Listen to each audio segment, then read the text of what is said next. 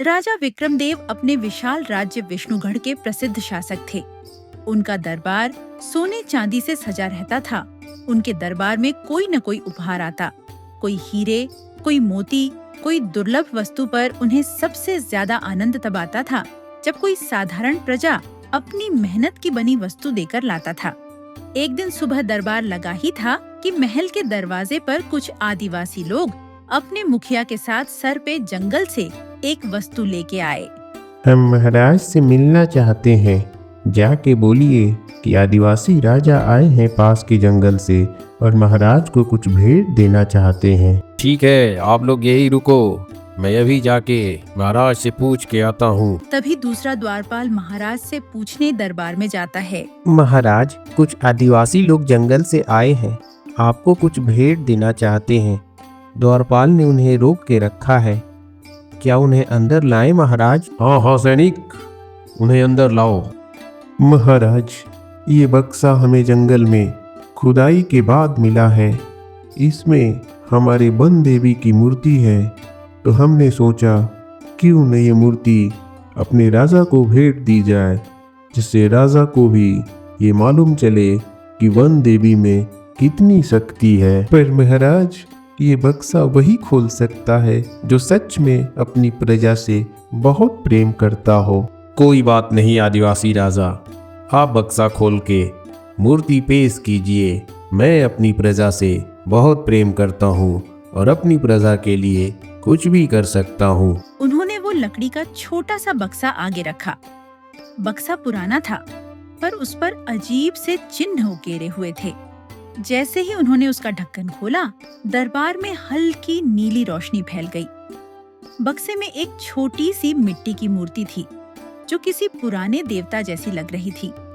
मुखिया ने मूर्ति राजा को भेंट दिया। महाराज, ये हमारी देवी वन माया की मूर्ति है।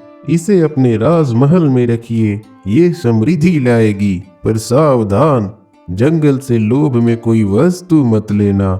हर वस्तु की अपनी आत्मा होती है। और क्या खास बात है उस जंगल में?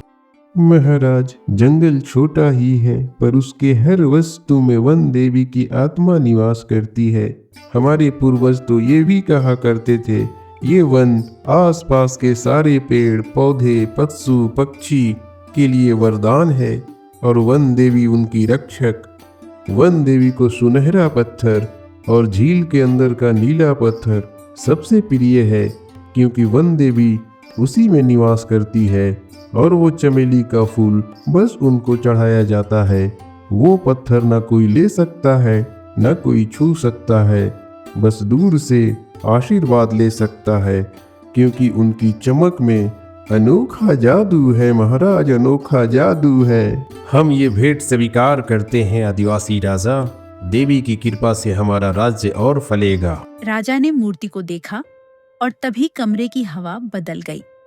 दरबार के कोनों से हल्की सरसराहट सुनाई देने लगी, जैसे कोई फुसफुसा रहा हो। मूर्ति के पीछे से पीले और नीले रंग की रोशनी चमकने लगी। दरबार में अजीब सी शांति और मूर्ति की शक्ति महसूस होने लगी। तभी दरबार में एक आवाज गूंजी, जैसे किसी ने चेतावनी दी हो, भेंट श्रद्धा से लो, लालच से नहीं। मूर्ति को महल में रखे कुछ ही दिन हुए थे कि अजीब घटनाएं शुरू हो गईं। खेतों में फसल अपने आप बढ़ने लगी। महल के खजाने में सोना रातों रात दुगना हो गया। महाराज, गजब चमत्कार हो गया। किसानों की फसल अब पहले से ज्यादा तेजी से बढ़ रही है और बहुत घनी हो गई है। महल का सोने का भंडार भी दुगुना हो गया है महाराज। ये कैसी शक्ति है या कोई माया जाल है महाराज? यही असली शक्ति है मंत्री जी। मेरा नाम जुगों तक लिया जाएगा। रात में जब राजा सोया था तो उसे नींद नहीं आ रही थी। वह जंगल के बारे में सोच रहा था। कैसा जंगल है जहाँ से मिली मूर्ति में इतनी शक्ति है। राजा दूसरे कमरे में जाता है जहाँ वो एकांत में चिंतन करता था। वहाँ भी उसे वही मूर्ति दिखती है। उसी समय एक रहस्यमयी आवाज आई, वचन निभाओ राजन, वचन निभाओ। हर रात जंगल को कुछ अर्पण दो, अर्पण दो। लालच मत करो राजन, वचन निभाओ। कौन है वहाँ? कौन है वहाँ? कौन है वहाँ? राजा के मन में भय और लालच दोनों पनपे। उन्होंने तय किया, अगर ये मूर्ति इतनी शक्ति दे सकती है तो मैं उस जंगल से सारा रहस्य निकाल के ही रहूंगा। आखिर उस रहस्यमयी जंगल में है क्या जो मूर्ति मुझे इतनी शक्ति दे रही है? इस मूर्ति और उस जंगल में कोई ना कोई संबंध तो जरूर है। अगली सुबह राजा ने आदेश दिया, मंत्री जी, सैनिकों को आदेश दीजिए कि जो आदिवासी आए थे उनको पकड़ के लाया जाए। मुझे जानना है कि आखिर ये शक्ति आती कहाँ से है। ठीक है महाराज, मैं अभी सैनिकों को आदेश देता हूँ कि जंगल जाके उनको पकड़ के लाए।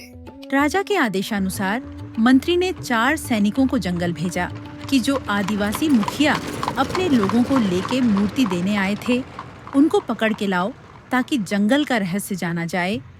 चारों सैनिक जंगल में इधर उधर ढूंढने लगे।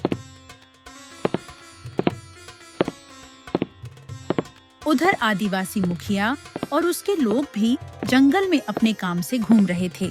जब चारों सैनिक जंगल के बीचों बीच गुजर रहे थे तभी पीछे से आवाज आई, वापस लौट जाओ, तुम जंगल की कोई वस्तु नहीं छू सकते, वापस लौट जाओ। हम तुमसे नहीं डरेंगे, हम अपने राजा के आदेश का पालन करेंगे। राजा का आदेश? इस जंगल में वन देवी का आदेश चलता है और किसी का नहीं। लगता है तुम लोगों को सबक सिखाना ही पड़ेगा। 2 सैनिकों को तो पेड़ निगल गया। 2 सैनिक तेजी से जंगल से भागे और सीधा राजमहल पहुंचे। महाराज, जंगल जिंदा है महाराज। पेड़ ने हमारे 2 साथियों को निगल लिया महाराज। जंगल जिंदा है महाराज। असंभव! पेड़ हमारे सैनिक कैसे निगल गए? मंत्री जी, ये कैसे हो सकता है? देवी हमारा इम्तिहान तो नहीं ले रही? नहीं, ऐसे कैसे हो सकता है? पेड़ हमारे सैनिक कैसे निगल सकते हैं? धैर्य रखिए महाराज, हो सकता है जंगल हमें संदेश दे रहा है जिसे हम लोग नहीं समझ पा रहे हैं। संदेश? कैसा संदेश? मैं इस राज्य का राजा हूँ, मैं चाहूँ तो कुछ भी कर सकता हूँ, पर ये कैसा संदेश है? राजा जंगल की घटना से थोड़ा तिलमिला गया था। रात में जब राजा सो रहा था तो उसको सपने में जंगल ही दिखाई दे रहा था। मंत्री जी, जब मैं रात में सोया था तो मैंने सपना देखा। जंगल में वो चमेली का फूल चमचमाते हुए खिल रहा है। मैं चाहता हूँ कि आप एक सैनिक भेजिए और वो जंगल से जाके वो फूल लाए। हम वो फूल देवी को अर्पित करेंगे, तब जाके देवी प्रसन्न होंगी। जैसी आपकी आज्ञा महाराज। मैं अभी अपने एक भरोसेमंद सैनिक को आपके पास उपस्थित होने के लिए कहता हूँ।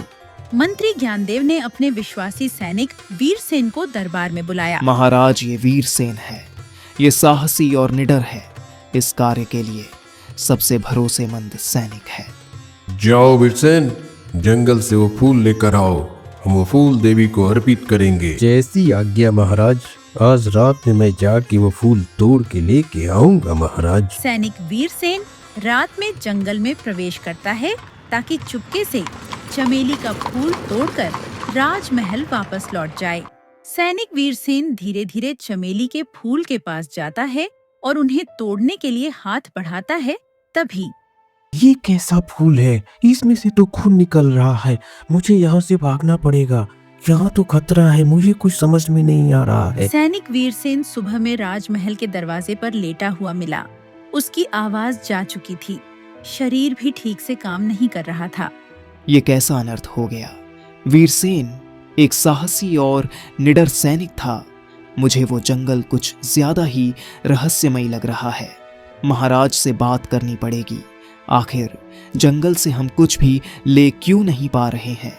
महाराज वीरसेन की आवाज चली गई। वो कुछ बोल नहीं पा रहा।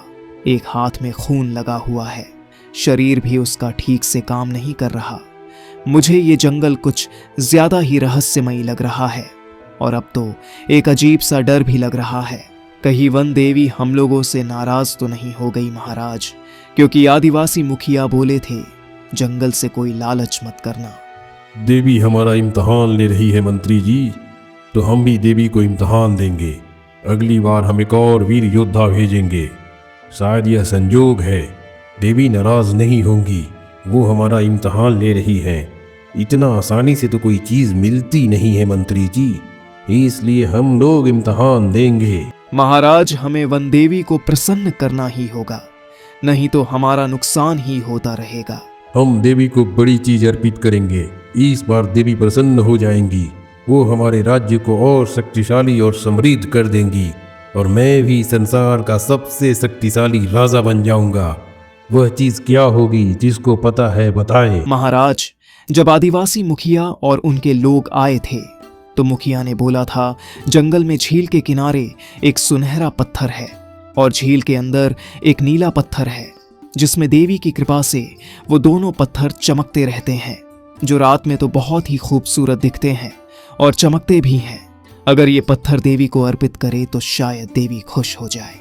ठीक है मंत्री जी, मैं कल बताऊंगा कौन सा सैनिक जाएगा हमारा। राजा थोड़ा भयभीत भी थे, पर वन देवी की शक्तियों को राजमहल में कैद करने के लिए राजा विक्रमदेव के मन में लालच ने घर कर लिया था।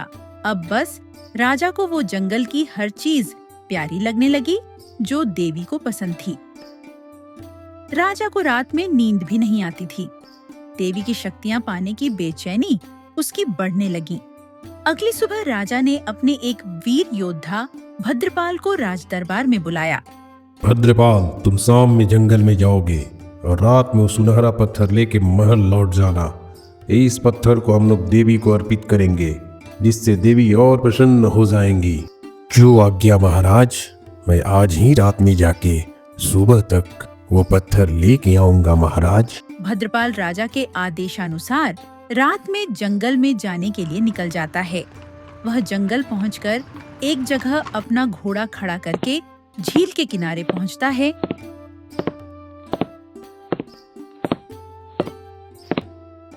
वो रहा चमकता हुआ सुनहरा पत्थर। अभी मैं जाके उसको उठाता हूँ और लेके राजमहल जाता हूँ। राजा प्रसन्न हो जाएंगे और मुझे मुंह मांगा इनाम देंगे। चलो चलो भद्रपाल, जल्दी से पत्थर उठाओ। भद्रपाल झील के किनारे से चलते हुए सुनहरे पत्थर को लेने के लिए जाता है, जो सोने की तरह चमक रहा था। तभी तुम्हारा राजा लालची है, तुम लोग उसके लालच के शिकार हो रहे हो। तुम्हारा राजा लालची है। मैं नहीं डरने वाला, मैं अपने राजा के आदेश का पालन करूंगा और मैं ये पत्थर उठा के लेके जाऊंगा ही। भद्रपाल जैसे ही पत्थर उठाने के लिए झुकता है, पीछे से किसी के कदमों की आहट होती है और उसको कोई पीछे खींचता है। सुबह राजमहल के द्वार पर वो टेढ़े मेढ़े चल रहा था। उसकी आंखें जा चुकी थीं, वो वहीं तिलमिला के गिर गया। द्वारपाल डर गए। मंत्री आए, उनको कुछ समझ में नहीं आ रहा था। भद्रपाल, तुम ठीक तो हो? ये क्या हुआ तुम्हारे साथ? मेरी आंखों से दिखना बिल्कुल बंद हो गया है। मुझे कुछ दिखाई नहीं दे रहा मंत्री जी। मुझे कुछ समझ में नहीं आ रहा मंत्री जी। मैंने जब वो पत्थर उठाने की कोशिश की, पता नहीं किसी शक्ति ने मुझे पीछे फेंका और मैं फिर यही महलों के पास चलते चलते आके यही गिर पड़ा। मुझे कुछ समझ में नहीं आ रहा मंत्री जी, कुछ समझ में नहीं आ रहा। महाराज, अनर्थ हो गया। भद्रपाल की आंखें चली गईं, शरीर भी उसका ठीक से काम नहीं कर रहा। महाराज, वो कोई साधारण जंगल नहीं है, कोई अदृश्य शक्ति है जो हम समझ नहीं पा रहे हैं। भद्रपाल तो वीर योद्धा है महाराज, उसकी ऐसी हालत, कुछ तो गड़बड़ है महाराज। डरिए मत मंत्री जी, हो सकता है देवी हमें परख रही हैं। देवी की शक्तियों को पाने के हम बिल्कुल नजदीक हैं। हमारे सैनिकों का बलिदान व्यर्थ नहीं जाएगा। हम एक और सैनिक भेजेंगे और झील के अंदर का वो नीला पत्थर लेके आएंगे, जिससे देवी अति प्रसन्न हो जाएंगी। राज दरबार में भय का माहौल था, पर राजा के डर से कोई कुछ बोल नहीं पा रहा था। बहुत दिन से रानी को भी ये चिंता सता रही थी कि राजा आजकल इतने व्याकुल क्यों रहते हैं। महाराज, आप जंगल के पीछे क्यों पड़े हैं? इस राज्य का नुकसान ही हो रहा है। जो देवी उन लोगों ने दी है, बस उसकी ही पूजा कीजिए। कितना कुछ तो मिल रहा था, फिर अचानक आप इतना लालच क्यों कर रहे हैं? प्रजा तो खुश है, ये बेचैनी ठीक नहीं है महाराज। रानी शकुंतला आप समझ नहीं रही हैं। मैं इस राज्य का सबसे शक्तिशाली राजा बनना चाहता हूँ। आज तक इस संसार में मेरे जैसा शक्तिशाली कोई दूसरा न हुआ था न होगा। मुझे इस मूर्ति की सारी शक्तियां अपने अंदर लेनी है। राजा शक्ति पाने की लालसा में अपना लालच बढ़ाए जा रहा था कि कैसे करके मूर्ति की शक्तियों को वश में कर लूं। उसने अपने सबसे वीर योद्धा शक्ति राणे को जंगल भेजने का फैसला किया। शक्ति राणे, झील के अंदर से वो नीला पत्थर लाओ जो चांदनी रात में चमकता है। जो आज्ञा महाराज, मैं आज ही रात में जाके सुबह तक वो पत्थर लेके आऊंगा। शाम को शक्ति राणी राजा के आदेशानुसार अपना घोड़ा लेके जंगल की तरफ निकल जाता है वो चमत्कारी नीला पत्थर लाने के लिए। शक्ति राणी भी अपना घोड़ा एक जगह रोक के झील के पास पहुंचता है। अच्छा, तो ये रहा वो पत्थर। इस पत्थर और झील के अंदर के नीले पत्थर दोनों को उठा के लेके मैं जाऊंगा। लोगों को पता तो चले कि शक्ति राणे क्या योद्धा है जो दोनों पत्थर को साथ में लेके आया। राजा अति प्रसन्न हो जाएंगे। चलो शक्ति राणे, उठाओ ये पत्थर। शक्ति राणी जैसे ही सुनहरे पत्थर के पास पहुंचता है तभी हर वस्तु जो तुम लोग छूते हो तुम्हारे राजा का लालच पीती है, तुम्हारे राजा का लालच पीती है। शक्ति राणे किसी से नहीं डरने वाला। शक्ति राणे पत्थर उठा के लेके जाएगा ही। ऐसी भयानक आवाज हुई जैसे कोई जानवर खाने आ रहा हो। शक्ति राणी तो वहीं बेहोश हो गया। सुबह राजमहल के दरवाजे पर पड़ा हुआ था। उसका चेहरा बूढ़े आदमी की तरह हो गया था। उसका भी शरीर ठीक ढंग से काम नहीं कर रहा था। मंत्री एकदम बेचैन दिख रहे थे। महाराज, ऐसे तो हम अपने सारे शक्तिशाली सैनिक खो देंगे। अब हमें कुछ तो ऐसा निर्णय लेना चाहिए जिससे राज्य का नुकसान न हो और राज्य में फिर से खुशहाली आए। ये जंगल की शक्ति नहीं, कोई माया जाल है महाराज। हमें जंगल की आत्माओं का श्राप लग गया है। ये मूर्ति को भी राजमहल से ले जाके उसी जंगल में रख देते हैं। इसी ने आपको बेचैन किया है महाराज। मंत्री जी, अब किसी को चिंता करने की जरूरत नहीं है। अब मैं जंगल में खुद ही जाऊंगा। आखिर देखूं तो ऐसा क्या रहस्य है जिसे हम सुलझा ही नहीं पा रहे हैं और जंगल से हम नुकसान और अशांति ही झेल रहे हैं। आखिर में प्रजा की खुशहाली के लिए इतना तो कर ही सकता हूँ। लेकिन महाराज, आपको कुछ हो गया तो इस राज्य का क्या होगा? आपका अकेले जाना उस जंगल में उचित नहीं लग रहा है महाराज। मंत्री जी, ये सब मैं प्रजा के लिए ही तो कर रहा हूँ। मैं शक्तिशाली तो प्रजा भी शक्तिशाली। प्रजा की खुशहाली और शक्तिशाली होने के लिए मुझे पहले शक्तिशाली बनना पड़ेगा। राजा विक्रमदेव तुरंत अपने घोड़े पे सवार होकर जंगल के लिए निकल पड़े। राजा ने एक जगह अपना घोड़ा रोका और फिर पैदल ही जंगल के बीचों बीच पहुंचे। वन माया देवी, मैं समृद्धि चाहता हूँ। मैंने अपने प्रजा के लिए ये सब किया। तभी जंगल के बीचों बीच दो बादल टकराए और जोरों की आवाज हुई। फिर वनमाया देवी प्रकट हुई। राजा की आंखें खुली की खुली रह गईं। राजा घुटनों के बल बैठ गया। प्रजा के लिए या अपने गर्व के लिए? मेरी शक्तियाँ छीनने के लिए और खुद के लालच के लिए? मैंने गलती की देवी, जो लिया सब लौटाऊंगा देवी, जो लिया सब लौटाऊंगा। क्षमा चाहता हूँ देवी, क्षमा चाहता हूँ। तूने लिया नहीं राजन, तूने दूसरों से करवाया पाप, पर प्रायश्चित खुद करेगा। तुम इस जंगल की शक्ति से लगता है वाकिफ नहीं थे। ये जंगल ही इन सारी पशु पक्षियाँ, जीव जंतु और तुम्हारे राज्य को भी क्या क्या देता है, ये तुम्हें मालूम नहीं राजन। तुमने बहुत बड़ा पाप किया राजन, जो तुमने इस जंगल की शक्तियाँ और मुझे भी अपने कब्जे में करने की कोशिश की राजन, प्रायश्चित तू खुद करेगा राजन, प्रायश्चित तू खुद करेगा। मैं प्रण करता हूँ देवी, आज से इस जंगल से हम कुछ नहीं लेंगे। हम इस जंगल को देंगे ही देवी, इस जंगल से हम कुछ नहीं लेंगे। मैं ऐसा कठोर नियम बनाऊंगा देवी कि आज के बाद इस जंगल से कोई कुछ भी नहीं लेके जाएगा। ये जंगल जितना ही खिलेगा हमारे राज्य के लिए अच्छा है देवी। मैं ये चीज़ समझ गया देवी, क्षमा चाहता हूँ देवी, मुझे क्षमा कर दीजिए देवी। जाओ राजन, इस बार मैंने माफ़ किया। तुम्हारे सैनिक भी जिंदा हो जाएंगे और जो कुछ अलग अलग विकृति के हो गए थे वो भी ठीक हो जाएंगे। लेकिन अपना वचन निभाना राजन, नहीं तो तुम्हारा राज्य नष्ट हो जाएगा राजन, नष्ट हो जाएगा।